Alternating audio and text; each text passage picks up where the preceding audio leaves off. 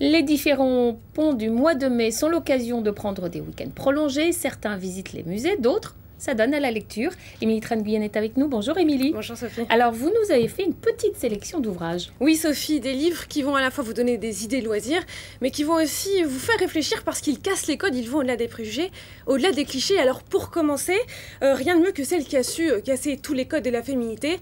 Cette nouvelle biographie de Brigitte Bardot racontée par le journaliste Yves Bigot qui a vécu à Saint-Tropez, qui a donc vu l'époque bébé. Ça s'appelle Brigitte Bardot, la femme la plus belle et la plus scandaleuse au monde, aux éditions Don Quichotte. D'ailleurs, regardez la couverture comme elle est belle, tirée du film Et Dieu créa la femme de Roger Vadim, qui avait fait scandale à l'époque. Et ce week-end, vous allez peut-être en profiter pour aller au restaurant, je sais pas, mais si vous y allez, j'ai un petit guide à vous conseiller. C'est un guide aux éditions Fleurus qui répertorie les meilleurs restaurants, suivi par le guide gastronomique Goemio, mais à petit prix. Alors, à chaque page, une ville, un restaurant, et à moins de 30 €. Alors, vous avez par exemple un restaurant en plein cœur de Paris à moins de 19 €, ou à Marseille à moins de 17 €, comme quoi on peut manger gastro à prix très appétissant. Alors j'irai peut-être au restaurant, mais j'irai aussi peut-être faire un tour dehors parce qu'il va faire beau et peut-être jardiner. Oui, et ça n'est pas réservé qu'à vous, aux mains vertes comme vous, Sophie. Tout le monde peut jardiner, et c'est ce que veut nous prouver l'auteur coréen Min Hoi-cho avec ses livres « Moi, jardinier citadin ». Il y a 2 tomes aux éditions Akata. Ça a la forme à l'intérieur d'une BD à influence manga.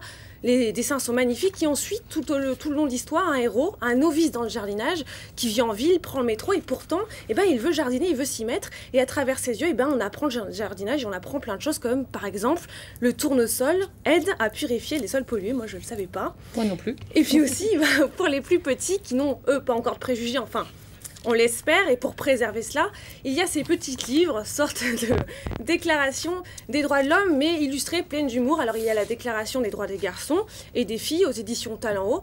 Et alors dans la déclaration des droits de filles, il y a cet article, l'article 7. Les petites filles ont le droit de choisir le métier qu'elles veulent, conductrice de camion, astronaute, commissaire de police, ou encore président de la République. Oui, c'est possible. Et puis pour les garçons, j'ai retenu un article qui me semble un peu important, c'est l'article 11. Les garçons ont le droit d'apprendre à coudre, tricoter, repasser et ranger. Et oui, ça n'est pas réservé qu'aux filles, c'est dit. J'espère vous avoir donné plein d'idées pour ce long week-end. Merci beaucoup Émilie Tranguyen pour cette sélection d'ouvrages. En ce 70e anniversaire du débarquement, les plages de Normandie sont actuellement très visitées. Le musée mémorial attire de nombreux touristes. On se déplace en famille pour ne pas oublier ce pan de l'histoire. Catherine Rougerie, Lou Cricorian.